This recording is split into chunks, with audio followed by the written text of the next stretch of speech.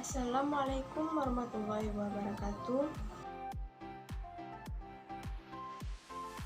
Di video ini saya akan menjelaskan tentang apa itu tata ruang kantor. Tata ruang kantor atau office layouts. Istilah tata ruang kantor berasal dari bahasa Inggris, yaitu office layout. Tata ruang kantor adalah pengaturan ruang kerja serta penyusunan alat-alat dan perabot kantor sesuai dengan luas lantai dan ruangan kerja yang tersedia, sehingga pegawai dapat bekerja dengan nyaman. Definisi tata ruang kantor atau office layouts. Menurut para ahli, 1. Menurut Dalian Gie, yaitu tata ruang kantor adalah penyusunan alat-alat pada letak yang tepat, serta pengaturan kerja yang memberikan kepuasan bekerja bagi para pegawainya. 2. Menurut George F. Terry, tata ruang kerja perkantoran adalah penentuan kebutuhan ruang dan penggunaan secara terperinci dari ruang untuk menyiapkan suatu susunannya yang praktis dan faktor-faktor fisik yang dianggap perlu untuk pelaksanaan kerja perkantoran dengan biaya yang layak. 3. Menurut Level dan Peterson, tata ruang kantor dapat dirumuskan sebagai penyusunan, perabotan, dan alat perkantoran pada luas lantai yang tersedia. Yang keempat, menurut Ida Nuraida, tata ruang kantor adalah pengaturan ruang kantor beserta alat-alat dan perabot kantor pada luas dan ruangan kantor yang tersedia untuk memberikan sarana bagi pegawai. 5. Menurut Quibble, tata ruang kerja merupakan penggunaan secara efektif serta mampu memberikan kepuasan kepada pegawai terhadap pekerjaannya yang dilakukan maupun memberikan kesan yang mendalam bagi pegawainya.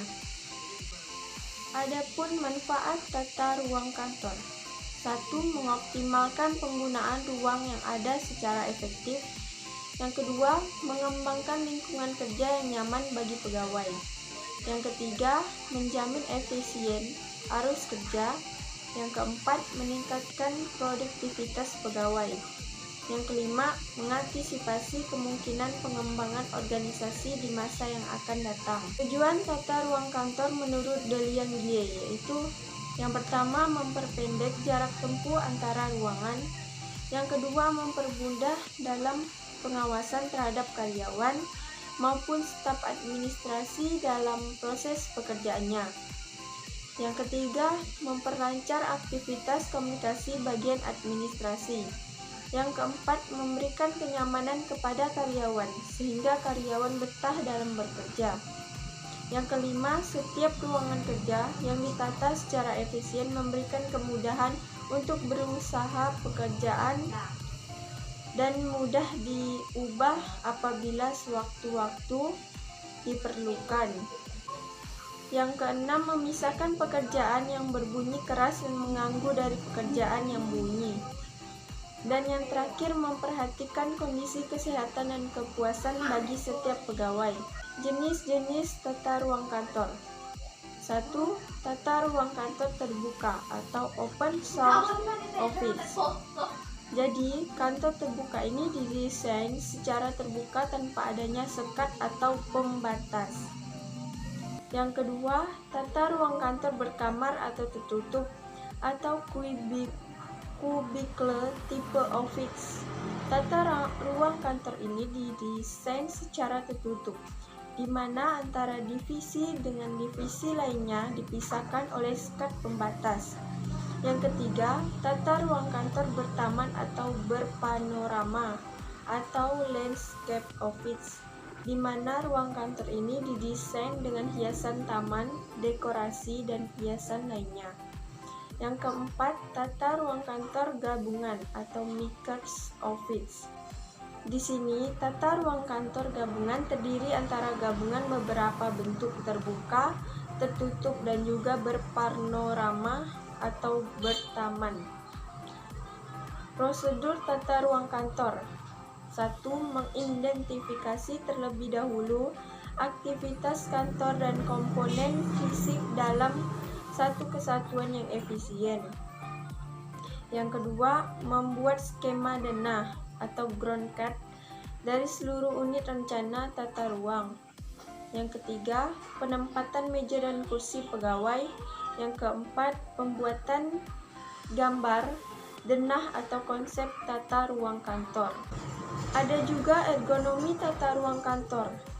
Definisi ergonomi. Ergonomi berasal dari dua kata bahasa Yunani, yaitu ergon yang artinya gerak atau kerja, dan nomos yang artinya alamiah.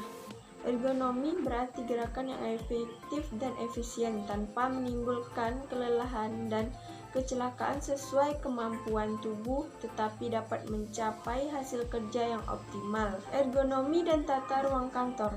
Ergonomi dan tata ruang kantor adalah penataan dan penyusunan tempat kerja, perabot, dan perlengkapan menggunakan gerakan yang efektif, efisien, nyaman, dan aman sesuai dengan kemampuan tubuh manusia, pekerjaan dan lingkungan kerjanya sehingga menghasilkan kinerja yang produktif.